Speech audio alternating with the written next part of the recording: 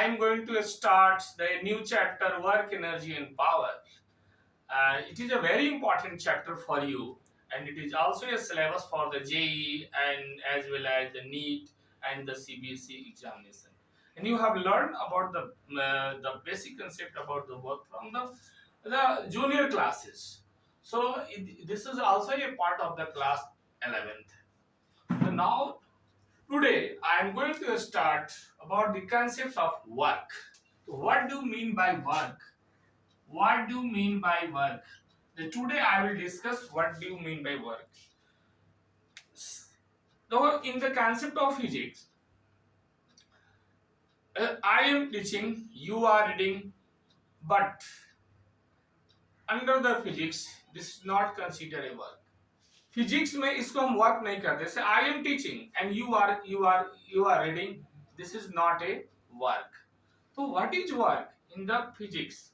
When actual definition of the work, the scalar product of the force and displacement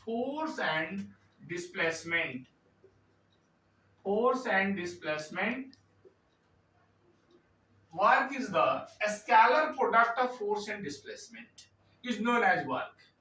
But you have learned in the previous classes the work is done when the force is applied on the body and body will displace from its actual position.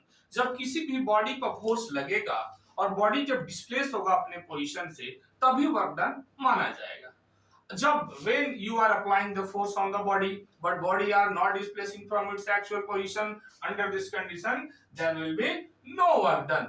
मान लो कि कोई यहाँ पर body है और आपने यहाँ पर फोर्स लगाया और बॉडी में डिस्प्लेसमेंट नहीं हुआ, एस का वैल्यू 0 आ गया, तो वर्क डन का वैल्यू क्या हो जाएगा? 0 हो जाएगा. तो you know that the scalar product, how to explain? W is equal to F vector dot of S vector. ये हुआ scalar product of the vector product of the two vector is always scalar. यानी कि work कीजिए scalar quantity. Okay, yes, you have learned in the previous chapter. W is equal to, इसको कैसे लिख सकते हैं हम? F का मैग्नीट्यूड क्या होगा? F. S का मैग्नीट्यूड S. इन दोनों के बीच क्या एंगल? Fs cos theta. ये फार्मूला हुआ actual. Okay, the S represent here the displacement, but when the body are moving on a straight line, then distance is equal to displacement. So under this condition you can also write the W is equal to and force into distance. ये कब होगा? जब body straight line में move करेगा तब. जब distance का value displacement के वैल्यू के इक्वल हो जाएगा, तब under this condition work is equal to force into distance होगा. अदरवाइज फोर्स इनटू डिस्प्लेसमेंट ही होता है. ओके, अब इसके हम थोड़ा सा नेचर पर डिपेंड करते हैं कि वर्क डन जब स्केलर क्वांटिटी है तो it may be positive, it may be negative or it may be 0. How you will explain the work done will be positive or negative or 0? Yes, अब हम लोग देखते हैं बच्चों कि work done by constant force. जब constant force लगाएंगे तो क्या वर्क डन हमारा पॉजिटिव होगा, क्या नेगेटिव होगा, क्या 0 होगा?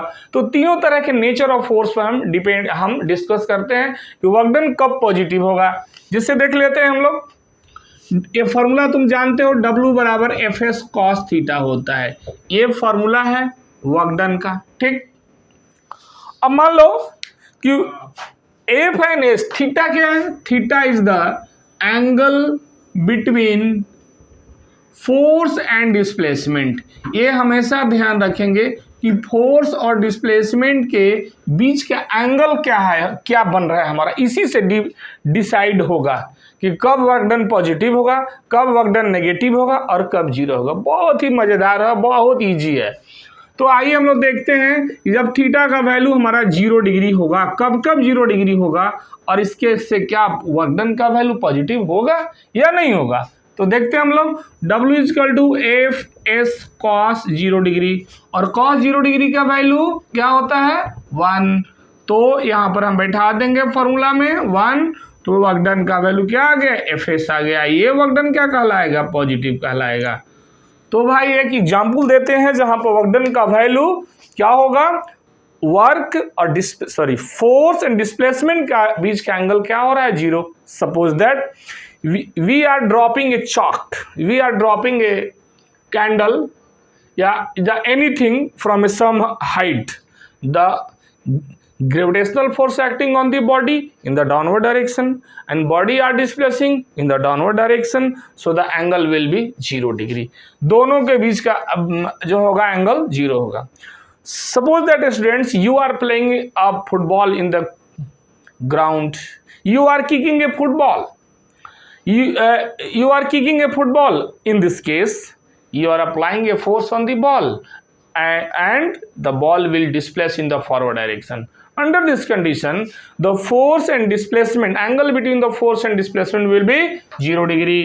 तो ऐसा केस में भी वर्क डन का वैल्यू क्या होगा पॉजिटिव होगा।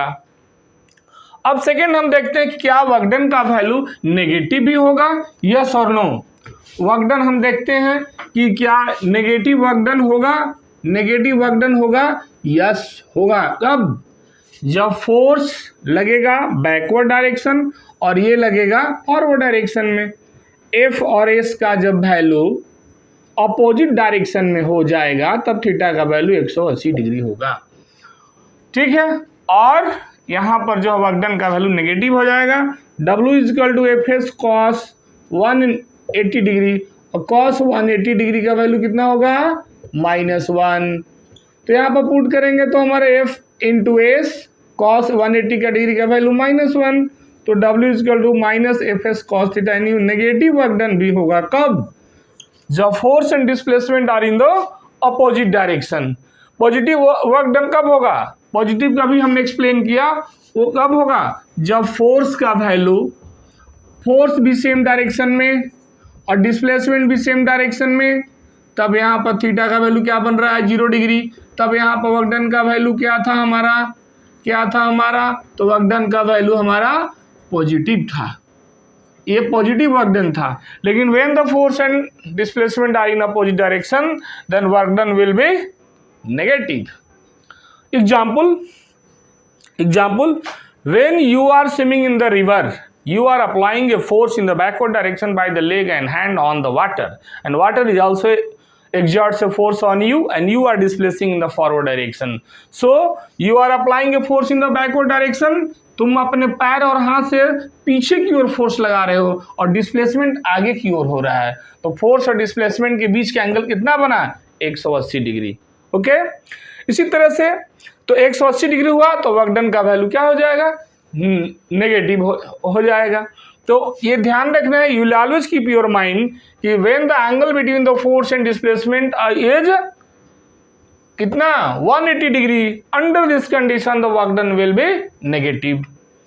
अब दूसरा हम देखते हैं कि क्या वर्क डन 0 भी होगा। हम थर्ड पॉइंट देखते हैं, बहुत ही इंटरेस्टिंग चीज है, अब बहुत इसमें मजा आता है। ये जो है 0 वर्क डन, थर्ड पॉइंट हम देखते हैं कि क्या 0 वर्क डन भी होगा। यस होगा।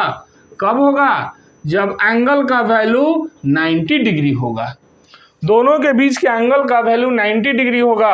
जब फोर्स ऊपर लगेगा ऐसे, फोर्स लगाया ऐसे और डिस्प्लेसमेंट हो गया ऐसे, तो ऐसा कहाँ होगा, ऐसा कहाँ पर होगा, when coolie holding A suitcase on his head, in this case the man acting the force in the upward direction and the displacing in the horizontal on the platform, then angle will be theta का value यहाँ पर कितना होता है 90 degree होता है। तो W is equal to F S cos 90 degree, और कॉस 90 डिग्री का वैल्यू 0, इसलिए एफ एस को यहाँ पर 0 से कर देंगे तो 0 डिग्री होगा और ये हो जाएगा 0 डिग्री।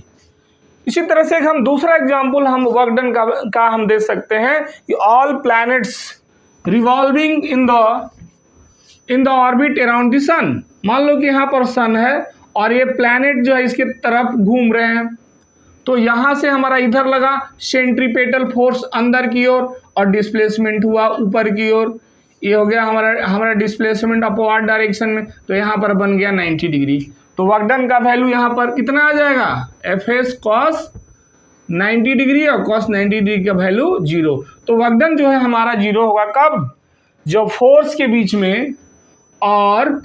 बीच में और डिस्प्लेसमेंट के बीच में यदि 90 डिग्री का एंगल बनता है तब वर्क डन का वैल्यू 0 होगा।